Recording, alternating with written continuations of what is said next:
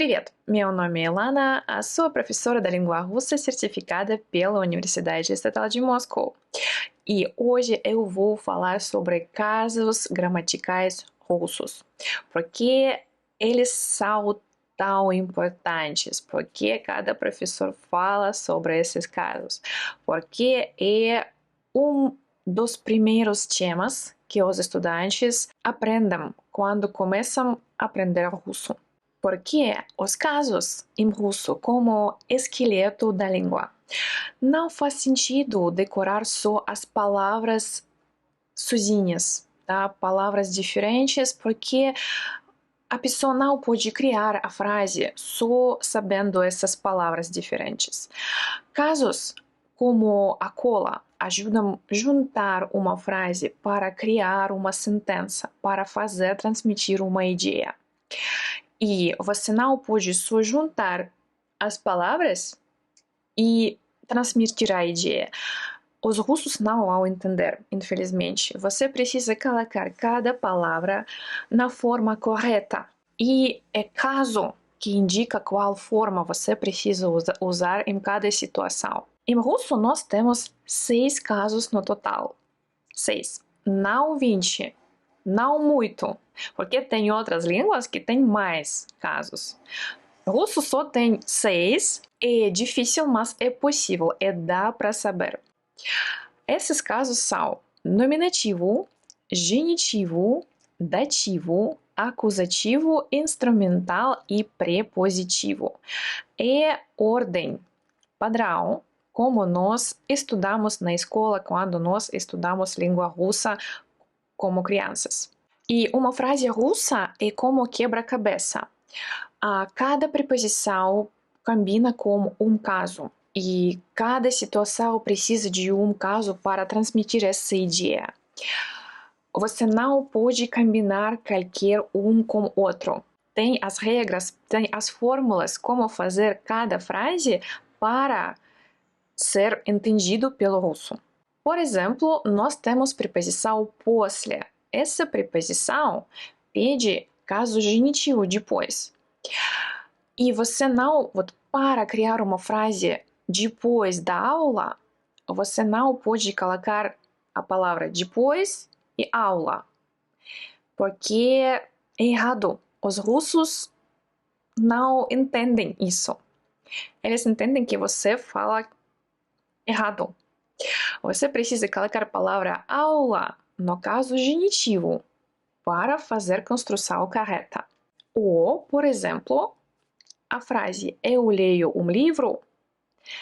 Livro aqui é objeto direto, tem papel passivo, sofre a sua ação. E objeto direto você precisa colocar no caso acusativo, também é uma fórmula. Se só colocar na forma inicial, os russos não vão entender. E isso como funciona a língua russa. Agora, como fazer essas formas corretas? Por exemplo, você já sabe uma fórmula, mas como entender como fazer essa forma correta? A palavra em cada caso tem terminação diferente. É terminação que muda cada vez quando você troca o caso. E a cada caso tem uma tabela. Como mudar a terminação para formar esse caso. Por exemplo, esse tipo de determinação no caso genitivo muda assim. Outro tipo de determinação no caso genitivo muda assim. Tá? Tem tabelas. Essas tabelas você pode encontrar na internet ou em cada livro didático de russo para iniciantes, não é segredo. E para criar a nossa frase depois da aula, nós precisamos pegar a palavra aula, урок, é gênero masculino, e, de acordo com essa tabela, nós precisamos mudar a terminação, adicionar a no final. E a frase correta seria после урока. Agora, é a tabela do caso acusativo.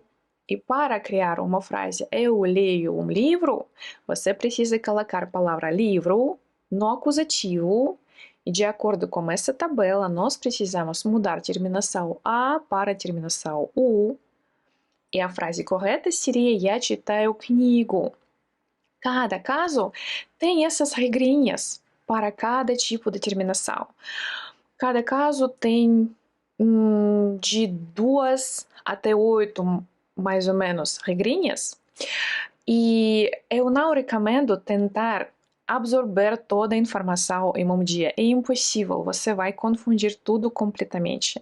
É melhor pegar uma situação, aprender essa fórmula e treinar cada palavra que você sabe nesse caso. Treinar, treinar, treinar, praticar, acostumar com esse caso. Depois, seguir para a próxima situação, como esse caso. E só quando você já acostumou com as formas, nesse caso, você pode seguir para o próximo caso. Para não confundir, para não misturar todas as terminações em russo. Como saber em qual ordem aprender esses casos? Eu recomendo começar com as situações mais fáceis e continuar com situações mais difíceis, tá? É lógica. Como saber a ordem correta? Cada livro didático tem a sua ordem, mas normalmente a maioria dos livros didáticos eles começam com caso acusativo ou prepositivo. Esses casos são considerados como mais fáceis. Eu concordo com essa abordagem, porque aqui tem menos regrinhas como trocar as terminações. Começamos com acusativo e prepositivo, depois vai caso dativo, depois mais complicadas são casos genitivo e instrumental. Normalmente é assim. Mas você sempre pode encontrar os livros didáticos com outra ordem e depende do autor. Última parte, como saber qual situação pede qual caso? Você pode seguir o livro didático que você prefere de russo e seguir a ordem desse livro. É normal, esses livros didáticos foram escritos pelos profissionais que têm experiência ampla. Esses livros foram testados com muitos estudantes. E se seguir o livro didático, você não vai perder nada importante. Ou você pode estudar com uma professora que vai facilitar esse processo, que vai tirar dúvidas, que vai explicar as coisas que não foram explicadas no livro. E se quiser aprender a língua russa comigo, você pode me escrever aqui no WhatsApp e nós vamos agendar a aula de russo. Lembre-se de dar um like e inscreva-se no meu canal. Tchau!